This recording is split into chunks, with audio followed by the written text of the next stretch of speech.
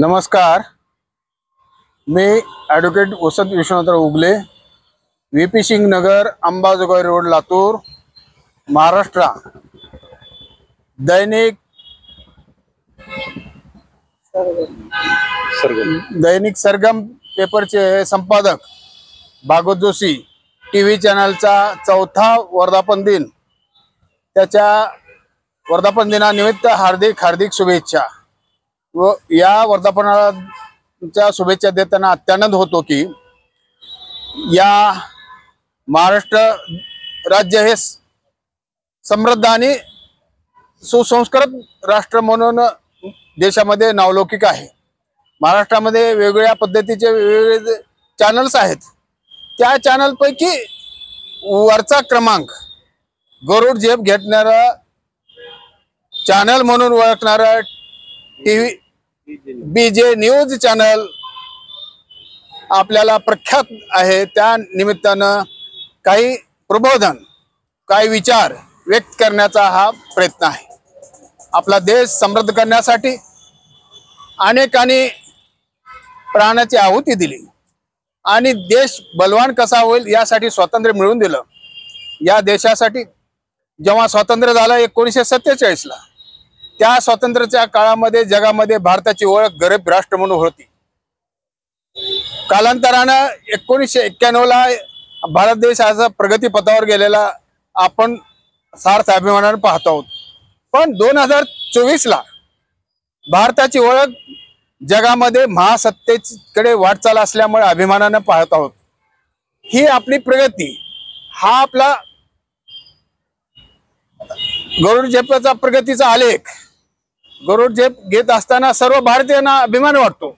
महासत्तेकडे वाटचाल करत असताना BJ चॅनलने जे काही प्रमुख गोष्टीचा उल्लेख केलेला आहे, हाताला काम, कामाला दाम मिळालं पाहिजे, जेणेकरून नाहेरींची दरी कमी करण्यासाठी BJ चॅनल सातत्याने धडपडताना आम्ही पाहतो आणि त्यांचं कौतुक करताना आम्हाला सार्थ अभिमान वाटतो। प्रत्येक व्यक्तीला, भारत देशातील व्यक्तीला हाताला काम आणि कामाला दाम मिळाला पाहिजे, ही रास्त भूमिका 200-250 वर्षापूर्वी कार्ल मार्क्सने राबवली। तो धागा घेऊन आपला देश, आपला महाराष्ट्र त्या दृष्टीने वाटचाल करत आहे। भारताच्या संविधानाप्रमाणे वेलफेअर ऑफ द स्टेट, ज्याला आपण कौतुकानं उल्लेख करतो, आर्टिकल 38 यामध्ये असा उल्लेख आहे की जनतेच्या कल्याणासाठी केंद्र सरकार आणि राज्य सरकार वेगवेगळ्या योजना आणतात आणि त्यामुळे जनतेचं जीवन समृद्ध करण्याचा प्रयत्न करत आहे। संविधान 38 हे सांगताना अतिशय नम्रपणे सांगावं असं वाटतं की या भूमिकेतून राष्ट्र प्रगतीपथावर पोहोचलेलं दिसता नाही।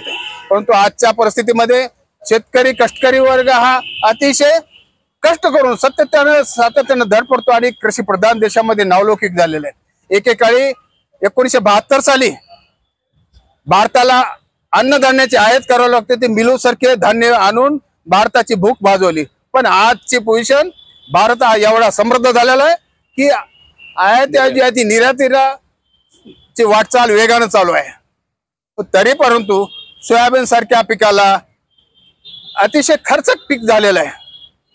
पण सध्या फक्त भाव 4-4.5च्या आसपास जात होतो, परंतु तोच भाव जर 8,000 दिला तर शेतकरी या शासनाला, राज्य शासन असो की केंद्र सरकार असो, त्याला कधी सबसिडी मागणार नाही, पीक विमा मागणार नाही। फक्त मिळकतीवर, उत्पादन खर्चावर भाव द्या। 8,000 सोयाबीनला भाव द्या आणि उसाला 5,000 रुपये भाव द्या, तर खऱ्या अर्थानं आपला देश, आपला महाराष्ट्र सुजलाम आणि सफलम होऊ शकतो आणि गुन्ह्या गोविंदानं नांदला जातो। मग खऱ्या अर्थानं 38चा आर्टिकलचं संगोपन झालं असं आपण म्हणायला काही हरकत नाही। या मराठवाड्याच्या मातृभूमीमध्ये संतांची भूमी महाराष्ट्र, मराठवाडा, या संतांच्या भूमिकेतून लातूर, बीड, उस्मानाबाद, लातूर, धाराशिव आणि बीड या धाराशिवचा एक युवक, शेतकऱ्याचा कुणबटाचा मुलगा आज गरुड झेप घेऊन इंग्लंडला स्थानापन्न झाला आहे। त्या युवकाचं सार्थ अभिमानानं मला नाव नमूद करावं असं वाटतं। गरड सूरज गरड हे सूरज कंचकराव गरड हे जागजी या गावातून, धाराशिव जिल्ह्यातून आज स्कॉटलंडला, इंग्लंडमध्ये संशोधन म्हणून, सायंटिस्ट म्हणून तिथे रुजू झाले आहेत. त्यामुळे आपला मराठवाडा मागासलेल्याचं नाव त्यांनी पुसून काढलेलं आहे.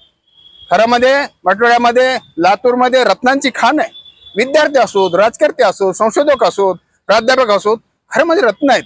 या रत्नांना योग्य वेळी शासनानं, राज्य शासनानं आणि केंद्र शासनानं संधी देणं आणि प्रोत्साहन देणं ही खरी किमया आपल्या महाराष्ट्राची आणि भारताची राहिली असं म्हणणं करेक्ट होईल. म्हणून जास्त ओहापोह न करता पुन्हा एकदा बीजी चॅनलला 4थ्या वर्धापन दिनानिमित्त हार्दिक शुभेच्छा देऊन मी माझी भूमिका थांबवतो. जय हिंद, जय जगत.